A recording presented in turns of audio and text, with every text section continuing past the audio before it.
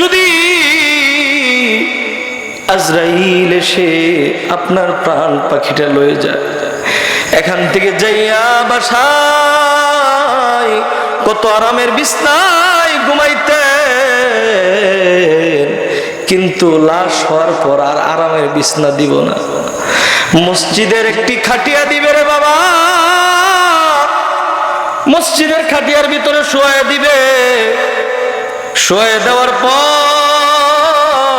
না কোনো চাদর থাকবে, কেউ আর বলবে না ওনাকে শোয়াইতেছো খাটিয়ার উপর, কোন একটা কাপড় বিছায় দাও, ব্যথা পাইবে, এই কথা আর কেউ বলবে না।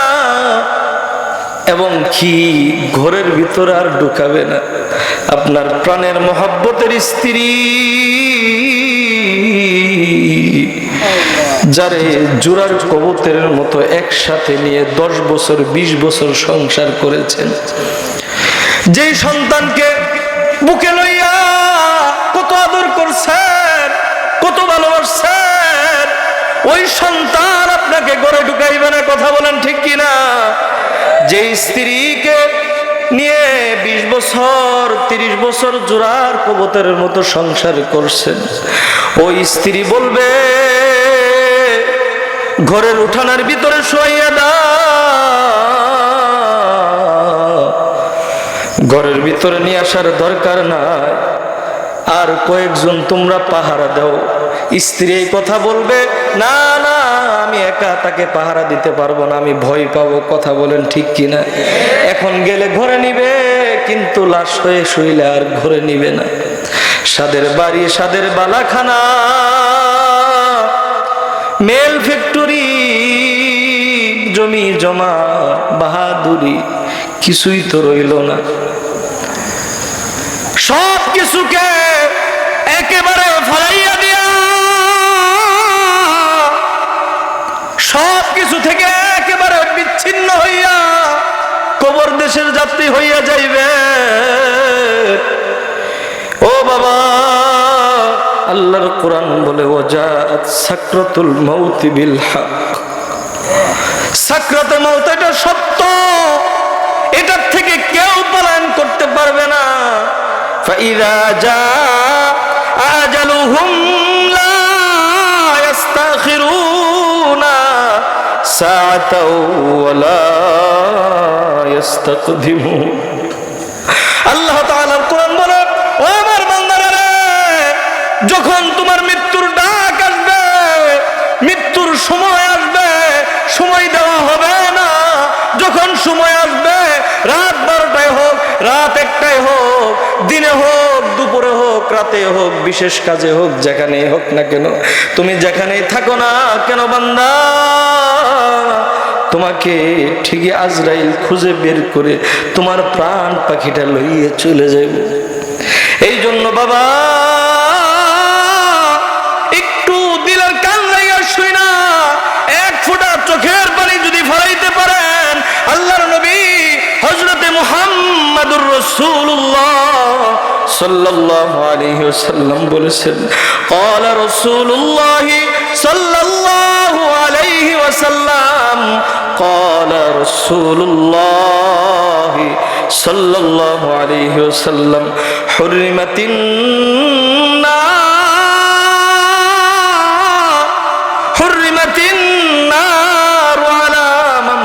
মিন খাশিয়াতিল্লাহ। কোন এক বান্দা যদি জাহান্নামের ভয়ে এক ফোঁটা চোখের পানি ফালাইতে পারে, আল্লাহর নবী বলেন কবরে বা জাহান্নামের আগুন এক ফোঁটা চোখের পানি নিবানোর জন্য যথেষ্ট হয়ে যাইব। বলেন না সুবহানাল্লাহ। এই জন্য বাবা আল্লাহ তাআলা আমাদেরকে দুনিয়ার ভিতরে সতর্ক করার জন্য মাঝে মধ্যে আযাব দিয়ে থাকেন, মাঝে মধ্যে গজব দিয়ে থাকেন, ভালোবাসা সতর্ক করার জন্য। ও বান্দারে, তোর আজকে বিপদ দিয়েছি, এই বিপদে তুই যদি দুনিয়ার কোনো দরজা খোলা না পাস, আমার কাছে হাত বাড়ায় দিয়ে বলো মালিক,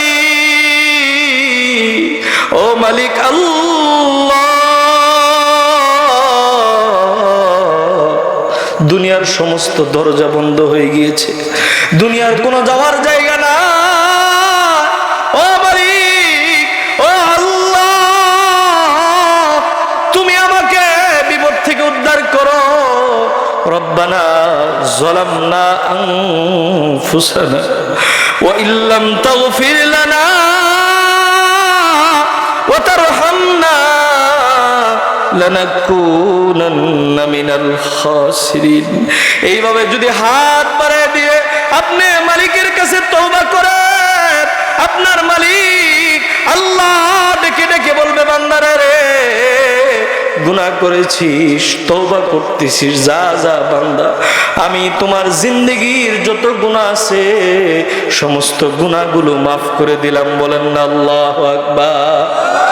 এই জন্যই তো আল্লাহ তাআলার কোরআন বলেন, ইল্লা মান তাবা, ইল্লা মান তাবা ওয়া আমানা ওয়া আমিলা আমালান সালিহা ফাউলাইকা ইউবাদদিলুল্লাহু সাইয়্যাতিহিম হাসানাত। আল্লাহ তাআলা কোরআন বলেন, ও আমার বান্দা, ঈমানকে নবায়ন করে, ঈমানকে মজবুতির সাথে নেক আমলের উদ্দেশ্যে জীবনে যা ছেড়ে দিয়েছো এটা আর ছাড়বা না। এই উদ্দেশ্যে যদি আমার কাছে হাত বাড়ায় দিয়ে তওবা করো, ফাউলাইকা ইউবাদদিলুল্লাহু সাইয়্যাতিহিম হাসানাত। তোমার জিন্দেগীর যত গুনাহ আছে সমস্ত গুনাহগুলো আমি মাফ করে দিব। আল্লাহু আকবার বলেন। সমস্ত গুনাহ তো মাফ করব। ও আমার বান্দা, সাইয়্যাতিহিম হাসানাত, গুনাহগুলো মাফ করে গুনাহগুলো আমি সওয়াব দিয়ে পরিবর্তন করে দিব। আল্লাহু আকবার। আমাদের উস্তাদ জি তাফসীর পড়াইতে যায়, এতে তাফসীর পড়াইতে যায়, হাও মাও করে কেঁদেছে আর বলেছে, দুনিয়ার মানুষ যদি আয়াতের তাফসীর পড়তো, যে সবচেয়ে বেশি গুনাহ করেছে সে সবচেয়ে বেশি খুশি হইতো। আল্লাহু আকবার। কেননা এখানে যদি কারো জীবনে 1 কোটি গুনাহ থাকে, বাবা আল্লাহর কোরআন থেকে বলতেছি, 1 কোটি গুনাহ লইয়া একটু যদি দিল দিয়ে মালিককে ডাক দিয়ে বলেন, আল্লাহ, আমার সাথে একটু ডাক দেন না, আল্লাহ, ইয়া রহমানু ইয়া রহিম, দিল দিয়ে যদি একটু ডাক দিয়ে বলেন, আল্লাহ, গুনাহ করেছি, তুমি মাফ করে দাও, অন্যায় করেছি, আমায় মাফ করে দাও। ও মালিক, বুঝিয়া না বুঝিয়া অন্ধকারে আলোয় গুনাহ করেছি, আমাকে মাফ করে দাও। এইভাবে যদি একটু অন্তর থেকে ডাক দিতে পারেন, আমার মালিক বলে, বান্দা, তোমার ডাক দিতে দেরি হবে, আমি গুনাহ মাফ করতে দেরি করব না। আল্লাহু আকবার। ভাইরা আমার, মুসা আলাইহিস সালাতু ওয়াস সালামের জামানায় আল্লাহর পয়গম্বর মুসা আলাইহিস সালাতু ওয়াস সালামের জামানায় বৃষ্টি হয় না, বৃষ্টি বন্ধ হয়ে গিয়েছে, ফসলগুলো নষ্ট হয়ে যাইতেছে রে বাবা। মানুষগুলো ফসল নষ্ট হওয়ার কারণে দুর্ভিক্ষ দেখা দিয়েছে। আর এখন তো বর্তমান ডিজিটাল যুগ, কত কিছুর ব্যবস্থা, বৃষ্টি না হইলে ফসল ফসলের জন্য মেশিন থেকে পানি উৎপন্ন হয়, কিন্তু আগের দিনে আল্লাহর রহমত ছাড়া আর কোনো কিছু ছিল না। যখন বৃষ্টি বন্ধ হয়ে গিয়েছে, মুসা আলাইহিস সালাতু ওয়াস সালাম বৃষ্টির জন্য পয়গম্বর সালাতুল ইস্তিসকা নামাজ পড়ার জন্য সমস্ত মানুষদেরকে ডাইকা মাঠের ভিতরে একত্রিত করেছেন।